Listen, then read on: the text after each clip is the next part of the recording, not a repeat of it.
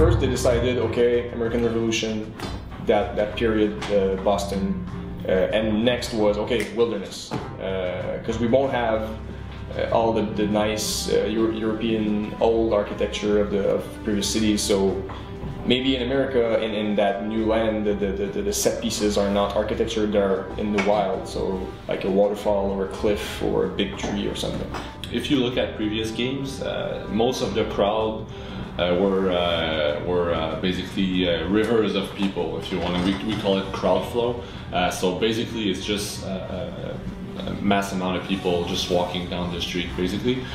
This time around we're thinking more in terms of groups. So we basically have less people just walking down aimlessly in the streets. We have more setups where people are doing stuff, like for example, if you have a market, well, you have people just being around the market, buying some stuff, interacting with the shopkeeper, for example.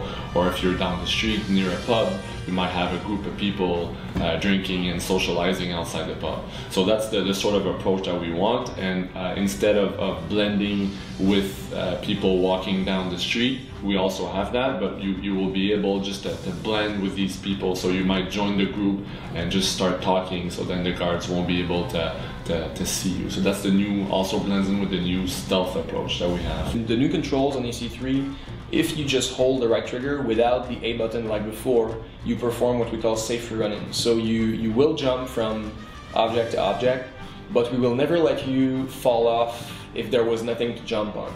You know, in previous ACs, you could, let's say you run to the edge of a building and you don't know what's there. Then you see Ezio run, jump very far to nothing. So that won't happen in safe free running. So, because we figured it's not as much as you don't see where you're going. Well, of course you see, but you don't need necessarily to see, I want to go to that branch and that branch and that branch. I want to go in that general direction as long as I don't fall. So very quickly we had that challenge and we had to do R&D on how do you build efficiently a forest that looks good, that feels organic, that still you can climb around and jump from tree to tree. And it's technically functional and artistically pretty. That was an insane challenge, and we spent the first year just iterating on that, trying to find something. There's two types of interiors if you want. Like there's one that is based around gameplay, we call the pass-through. There are E3 demo at one.